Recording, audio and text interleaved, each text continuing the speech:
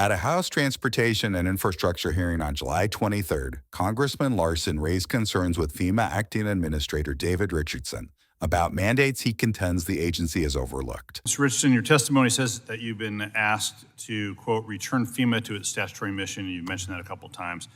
So I have a list here compiled by the Congressional Research Service of the 518 actions that the law mandates FEMA needs to do. And currently, FEMA doesn't follow all these laws. It's 518 statutory missions.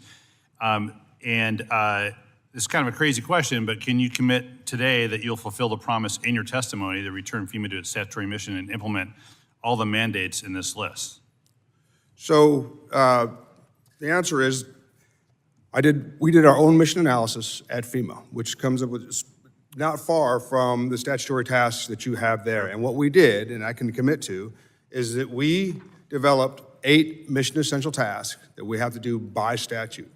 We've only done the initial analysis, but what I can commit to is we, until otherwise directed, will continue to carry out the mission essential tasks for the Federal Emergency Management Well, I think it's fair to say that there are probably 8 categories of missions. I don't think FEMA only does 8 things, and I think that what these 518 actions that are in law says FEMA has to do that are your mandates. Larsen followed up with Richardson, pressing him on why he believes the Trump administration is failing to provide adequate support for disaster preparedness. Do you think that FEMA has no responsibility to help local governments and state governments prepare for that worst day? Because that's what it sounds like.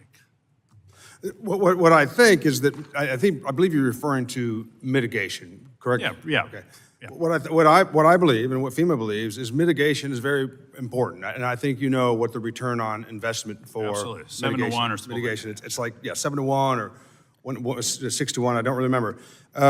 However, under Secretary Noem's outstanding leadership, as well as the President's outstanding leadership, what FEMA is responsible to ensure there is proper oversight of the grant funding for mitigation. Well, here's the point on it, and I appreciate that. I don't think their leadership's been outstanding on that, and that's my job to be critical and to be complimentary when both circumstances avail themselves to that.